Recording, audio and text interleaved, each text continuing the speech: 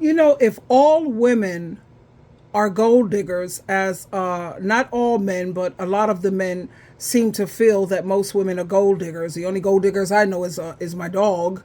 But anyway, yeah, if all women are gold diggers, then most women must be really, really bad at it. Since this is what most men seem to think, all women are only interested in material things and monetarily things. Let's take a listen to one of my favorite girls. Her name is Anna Kai, Kai. Here we are. I love it when misogynists are like, women just want to marry men for their money and then divorce them for half of everything they have. Dude, every woman I know wanted to get married for love and kept working after marriage and then went back to work after popping out kiddos out of her coochie. On top of all of that, you go to lunch with any married couple with kids, and who's wrangling the little ones 95% of the time? The working mom, which is just like the most thankless job ever, because anytime dad has to watch the kids and keep them alive for 5 seconds so that mom can go to the bathroom or eat or, I don't know, breathe, it's like, oh my God, look at the dad parenting his own children. He's got a beer in one hand and a baby in the other. The ultimate multitasker. Go, Chad. It's like, dear douchey men, not all men, feminism wasn't created so that you could go tell your wife to work full-time while also expecting her to parent full-time in the name of equality. Because it's not equal that both of you work full-time, but she has to be the one to figure out what's for dinner or why little Timmy has a rash on his arm while you get to come home from work and turn on the games. And it's like, dude, if your family depends on your wife's income to maintain your standard of living, but you also expect her to be the primary caregiver and then do everything for the house because you, as a grown adult, haven't figured out how to separate your lights from your darks in the laundry, then what are you contributing to the family? But sure, Chad, all women are gold diggers. I guess most of us are just really bad at it. She made some very valid points. You have a lot of women who work full-time jobs and then they come home and they have to take care of little Timmy and take care of the household chores. But my thoughts on that is, why are women doing that?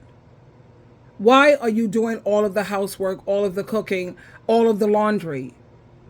If he can't do 50-50 in that area, then you should live separately. I'm not saying that you should break up or get a divorce, whatever. But if he's not going to contribute 50-50, especially when you're working a full-time job and you're contributing financially to the household, which is what I recommend for all women, at the same time, he is supposed to contribute 50-50 when it comes to the cooking, when it comes to the cleaning, and when it comes to the raising of the children and being attentive to the children. And if he finds that to be a problem, you see, I'm a problem solver. Let's resolve it. You stay in your place and I stay in mine. This is why I try to encourage women, always make sure that you can pay all of the bills without him. I'm not saying that you should, because as long as he's there, you're doing 50-50 of the rent, the utilities, and the food. So that way you have some say-so. At the same time, if he were to go out today or tomorrow and something were to happen to him, would you end up homeless? Because that's not being wise. Would you end up homeless because you were so dependent on this man? So you have to always make sure when you guys get married, you say, okay, where are we moving? How much is the mortgage or the rent? And you have to make sure you can carry that without him. Like I'm saying, the Bible keeps telling us, be wise, my child, be wise. Count the cost before you do anything. And no woman should have to do all of the housework and child rearing, live separately. Now he's not just doing 50-50 of the housework, he's doing 100 of his own. You maintain your home, he takes care of his. You have the kids this week, he have the kids next week. Problem solved. Because, you're supposed to be a team, working as a team. And like she says, honey, they say most women are gold diggers. Most of the women that I know who got married, they usually married for love, or what they thought was love. I look at that dating show, Kendra G, and some of these women are saying that they want a man who has 6 figures. If you want children, he should have 6 figures because it's expensive.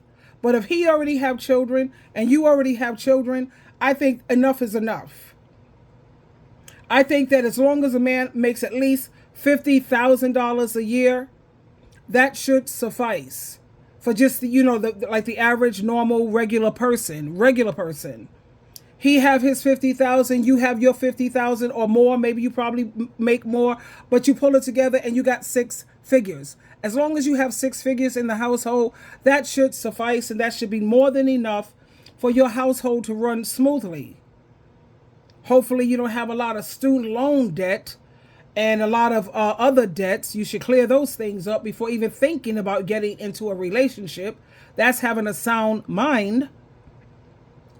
At the same time, women need to stop creating these monsters, because the more you allow him to abuse you in any way, the more monstrous he's going to become. And then you have no one to blame except for yourself. You keep creating these monsters, and then you try to act like you're the victim, and you're not. When you're dating and the first red flag that you see, it's time for you to turn around and bounce. And if you have someone who's constantly disrespecting you, someone who is abusing you mentally, emotionally, physically, or financially, it's time to cut your losses and stop feeding the monster. You keep making the monster stronger and stronger. And then when he turns on you, you want to bitch, complain, cry out, victim? No. Women have the power to put a stop to all of this. Diamonds, diamonds, diamonds.